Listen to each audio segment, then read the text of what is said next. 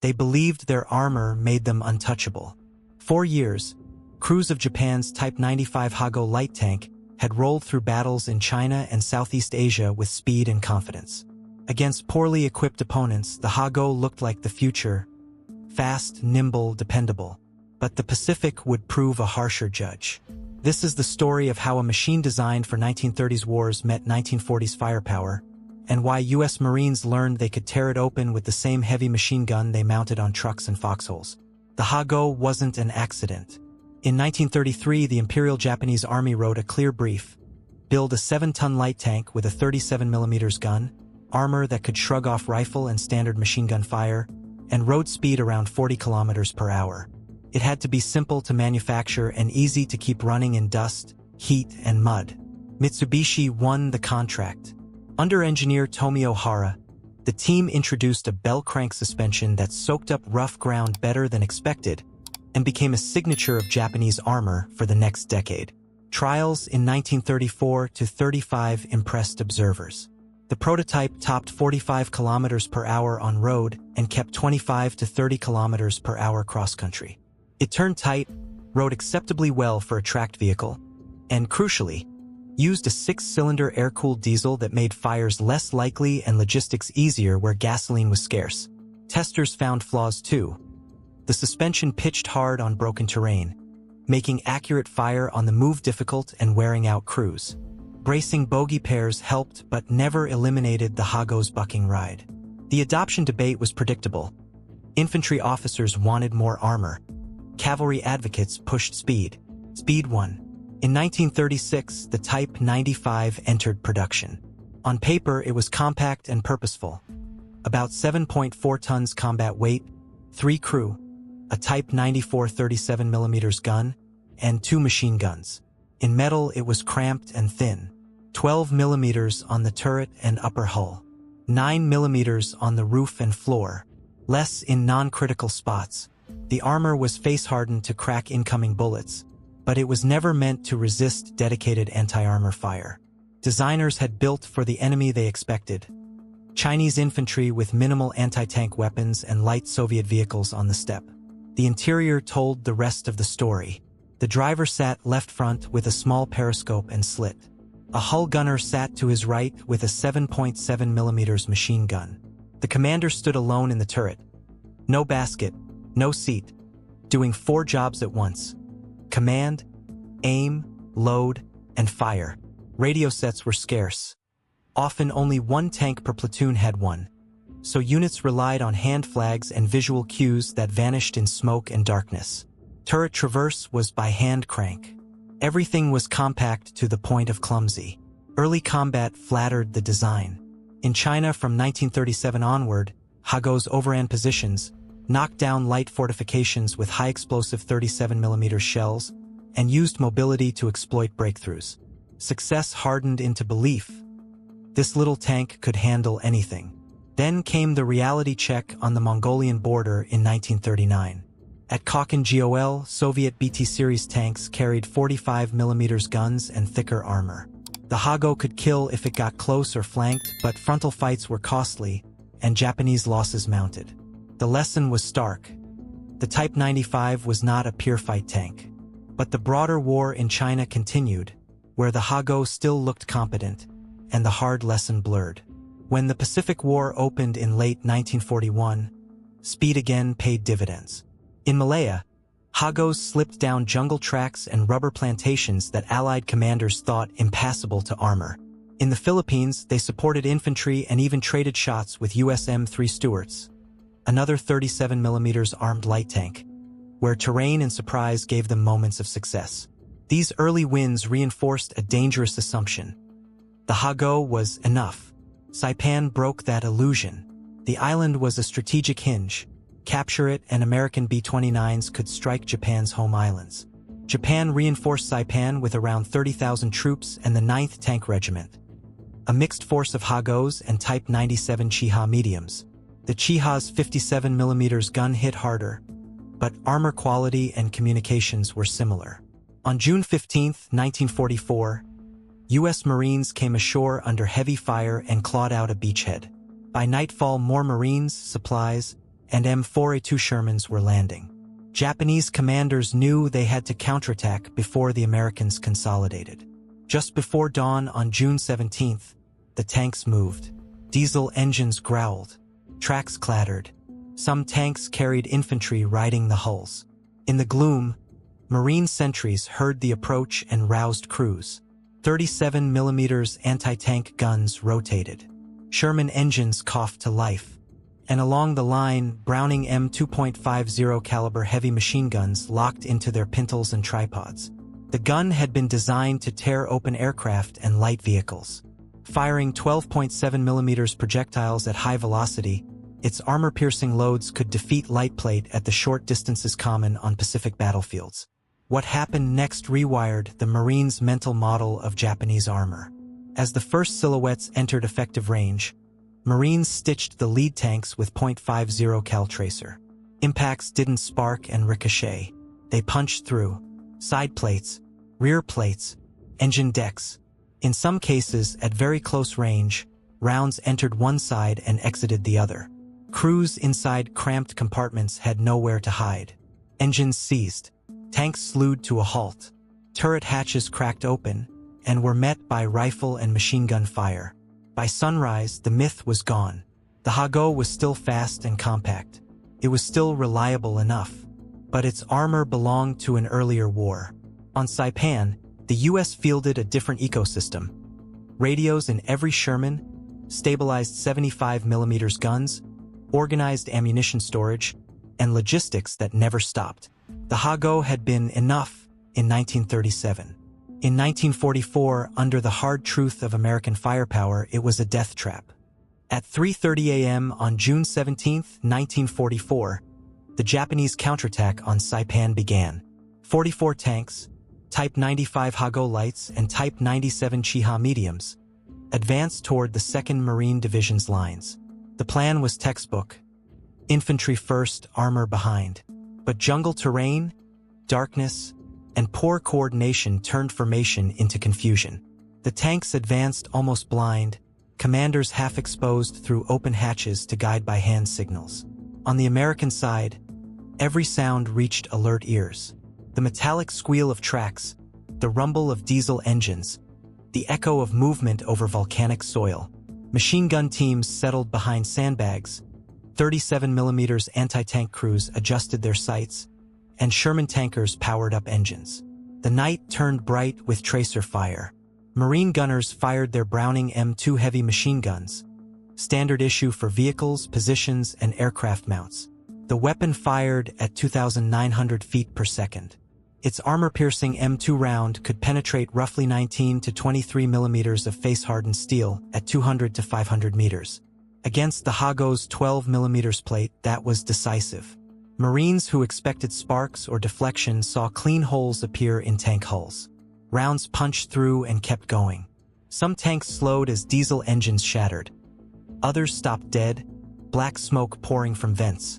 One Marine described watching his tracers pass straight through the thin turret, the commander inside collapsing instantly. For Japanese crews, it was incomprehensible. Their training had emphasized that machine gun bullets could not penetrate armor. They assumed the Americans had invented a new secret weapon. But physics, not sorcery, ruled the battlefield. The Hago's light armor, adequate in 1935, met a machine gun born for industrial warfare. Within minutes, the battlefield became chaos. Some Hagos tried to close the distance, firing 37mm shells that bounced harmlessly from Sherman armor. The Marines' M4A2S responded with 75mm guns that turned thin steel into burning wreckage. Others tried to flank but bogged down or were hit by bazooka teams lying in wait. By mid-morning, 31 tanks lay destroyed. Flames marked the route of the failed charge. Marines walked among wrecks later that day, examining fist-sized holes where bullets had entered and larger tiers where they had exited. A few surviving Japanese tankers, captured and stunned, spoke of disbelief. How could a machine gun bullet pass straight through armor? The answer was not only material but systemic. Japan's armor doctrine had frozen in the late 1930s. Tanks supported infantry, not vice versa. Armor thickness was limited by light bridges and tropical terrain.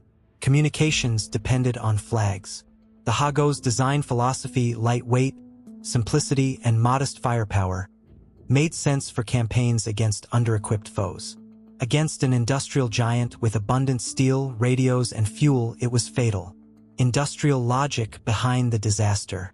While Marines learned that .50 caliber fire could kill tanks, the deeper story was industrial arithmetic.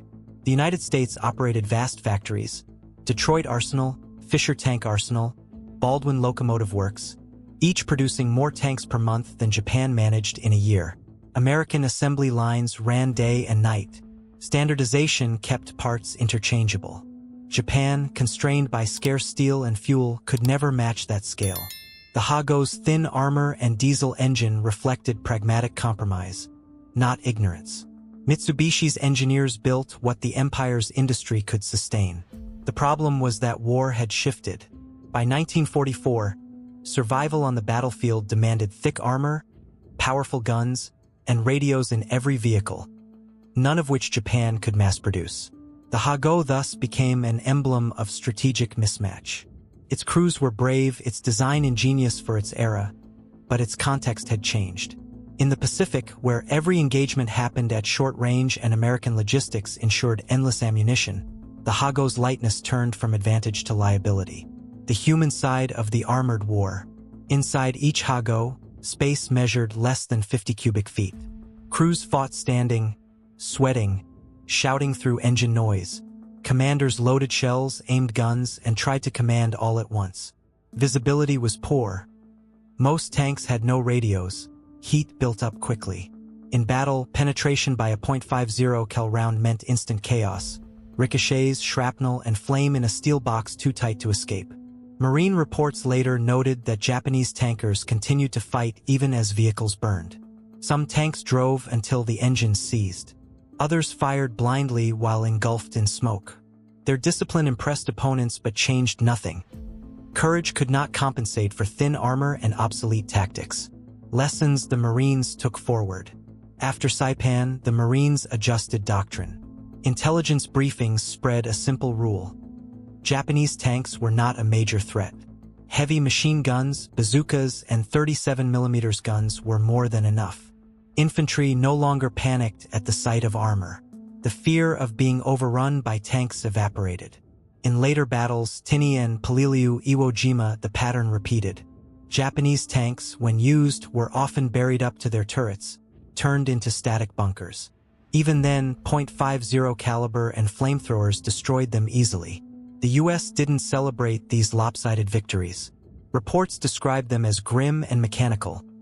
One side wielding modern industry, the other trapped in yesterday's technology. Yet those moments on Saipan taught a lasting truth of 20th century warfare. Production capacity and engineering determined survival more than ideology or bravery. After Saipan, Japan's armored command analyzed what had happened. Reports from surviving crews confirmed the same pattern. Armor penetrated by heavy machine guns, turrets jammed, radios missing, and coordination lost after the first minutes. Yet Tokyo's military bureaucracy failed to act decisively. They planned newer tanks, the Type 3 Chinu and Type 4 Chitu, but Japan's economy was collapsing. Oil shipments from Southeast Asia were strangled by American submarines.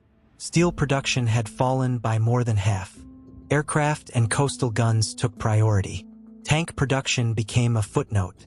By mid-1944, Mitsubishi's lines were producing barely a handful of tanks per month.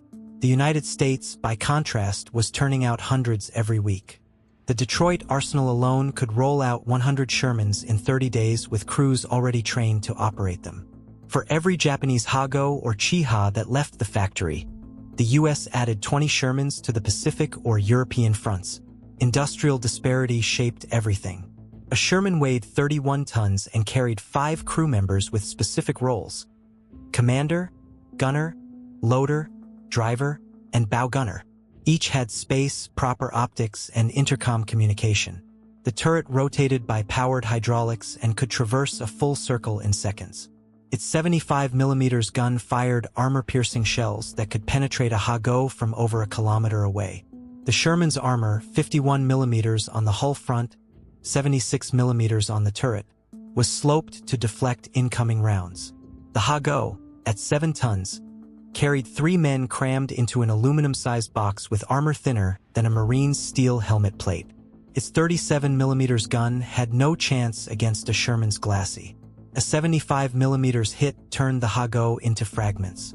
The difference wasn't just mass. It was design philosophy. The Sherman was a product of a fully integrated system. Steel mills, foundries, transport lines, and maintenance depots that treated tanks as replaceable tools. Japan built each tank almost by hand, with limited standardization. Every loss was irreplaceable. Production as a weapon. The Detroit and Fisher arsenals symbolized America's transformation. Both were purpose-built factories where automotive engineers applied assembly line logic to warfare. Welding, riveting, painting, and testing flowed in synchronized loops. Men who had once built sedans built tanks. Women filled the welding and inspection lines. These rosies weren't propaganda, they were throughput. By 1945, over 40,000 Shermans had rolled out of American plants, plus thousands of other armored vehicles. Japan produced about 2,300 Hagos over 9 years and a few hundred medium tanks of later types. Numbers mattered more than ideology. Industrial warfare rewarded repetition and logistics. The United States could lose tanks, crews, and ammunition and replace them faster than Japan could record the losses. On islands like Tinian and Peleliu, this imbalance turned combat into extermination. Japanese tanks faced a wall of artillery, naval gunfire, and machine guns before they ever reached marine lines. The .50 caliber had become standard anti-armor insurance. Every landing craft carried one, and every airfield defense ring mounted dozens. Adaptation and desperation. Japanese field officers adapted as best they could. On Peleliu in September 1944, tanks were dug into coral ridges, leaving only turrets exposed as fixed bunkers. On Iwo Jima in February 1945, Colonel Takechi Nishi's 26th Tank Regiment buried its vehicles in volcanic ash up to the gun mantlet. Even stationary, they were vulnerable.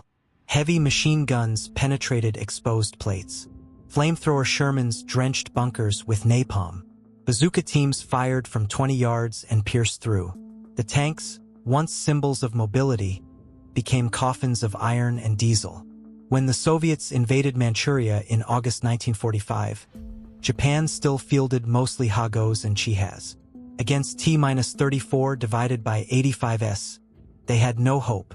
Soviet 45 mm and 76 mm guns shredded them.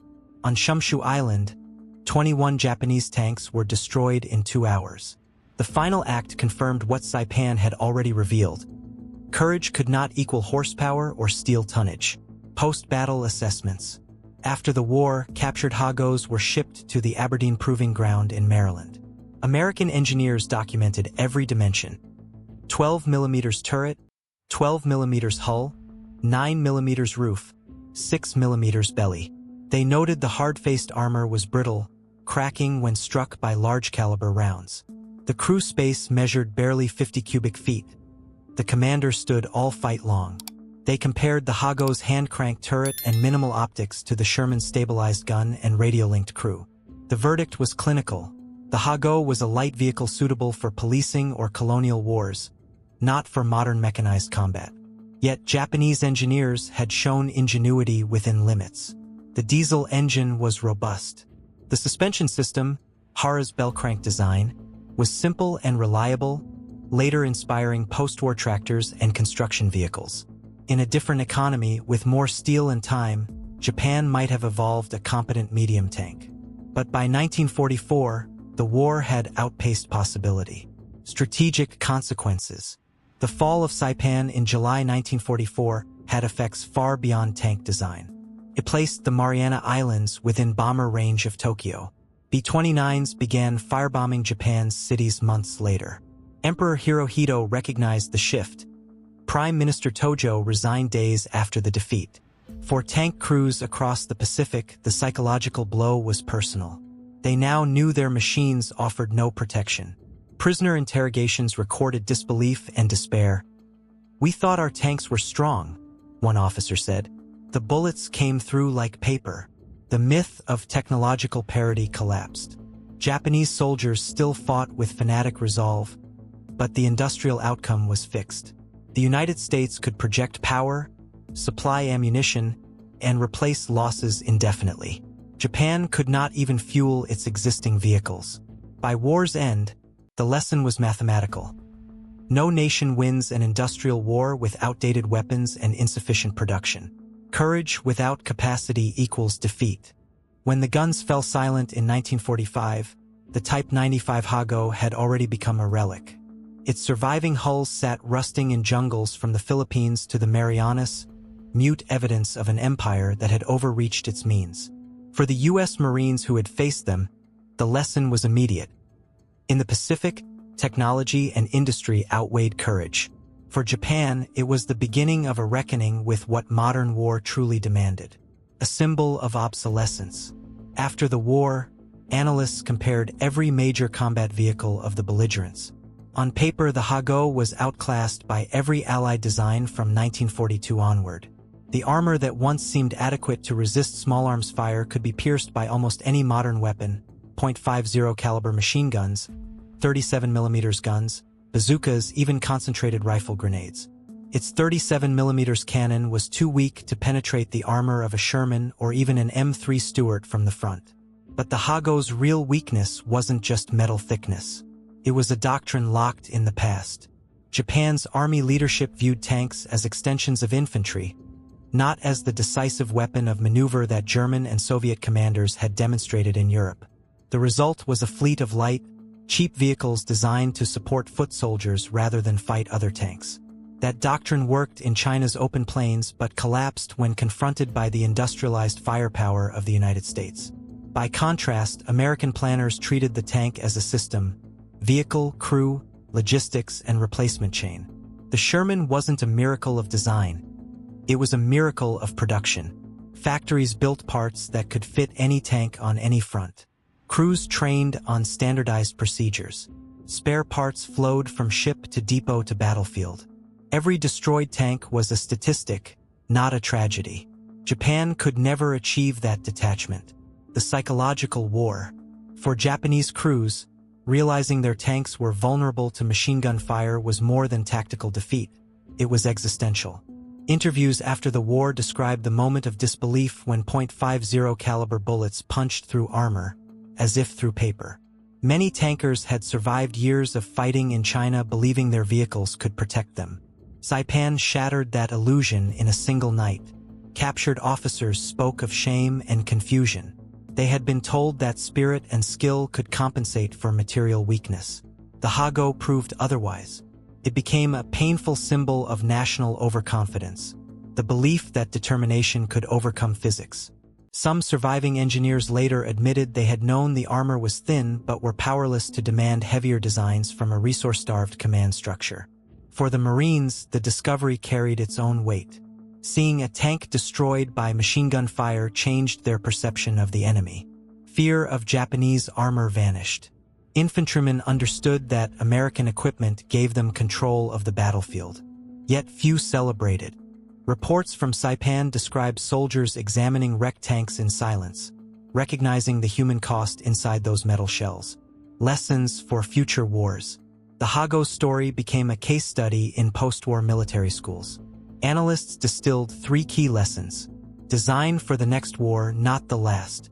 The Hago had been perfect for 1935 but irrelevant by 1944. Weapon design that fails to anticipate change becomes suicide for its users. Industry is strategy. Production, transport, and maintenance win long wars. The US could lose tanks and replace them faster than Japan could build new ones. Doctrine must evolve with technology. Treating tanks as infantry support after the world had learned blitzkrieg was strategic blindness. These lessons echoed into the Cold War. American planners prioritized logistics and standardization. Japan, under US occupation, rebuilt its industry with a new understanding. Technology and manufacturing capacity were the real shields of a nation. The Hago today. A few Hagos still exist, museum pieces in Japan, Australia, and the United States, some recovered from tropical swamps. Standing beside them, one sees their scale. Small, almost fragile. What once symbolized speed and innovation now looks like a child beside the towering bulk of a Sherman or T-34. Historians today view the Hago with a mix of respect and pity. Respect for the engineers who built a reliable machine with limited tools. Pity for the crews who fought inside it, trapped by the gap between ambition and capacity. It embodies the truth that industrial warfare is merciless to those who lag behind. The night the Marines discovered that their .50 caliber guns could slice through a Japanese tank wasn't just a battlefield episode. It was a revelation about the future of war. It showed that bravery and willpower collapse when confronted by superior engineering and mass production. The Type 95 Hago began as a proud achievement of Japanese design. It ended as a warning. In the age of machines, courage without steel is not enough.